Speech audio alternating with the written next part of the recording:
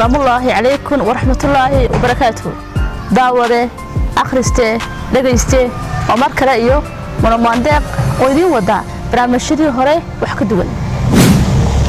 داوده أما دقيسته أما أخرسته موقت هاي إن لاسعانود وأحرمت قبل كسر لبو قبان دونو لاسعانود انترناشنال بوغ فير. أنا تهاي داوده مركو وجوه رئيسة تاريخ لبو قبان دونو بندق بوغيد. ماشي أوقتها داوده أما دقيسته إنay ka soo qayb gali doonaan in ka badan kumanaan qof oo isugu jira abwaano qorayaal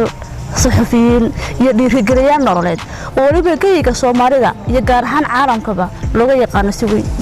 moogtay daawada taariikhda la qaban doono BUUG feerka inay tahay bisha 12aad 10keeda wana socon doono muddo 3 maalin moogtahay daawada hirgelinta BUUG feerka inay ka dambayso ama ay maal galinayso hay'adda wadaniga SFO uu hogaamiye ka yahay Cabdikariin Saciid aw Cabdi moogtahay daawada inay noqon doonto taariikhda markii ugu horeysay oo LASCANOOD lagu qaban doono BUUG feer marse ogtahay daawada inay qorshaha ku jirto in sanad walba la xusi doono hal mar BUUG feerka daawada ama dhageyste waxay sharaf noo ah inaad nagala soo qayb gasho barnaamijka BUUG feer ama LASCANOOD international BUUG feer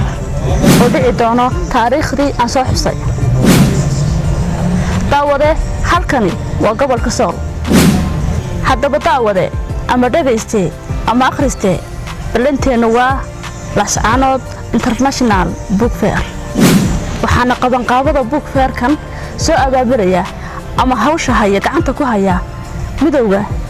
Sool oo ah ururo tiimam golayaal iyo sidoo kale naadiyo isu tagay oo la magac baxay Sool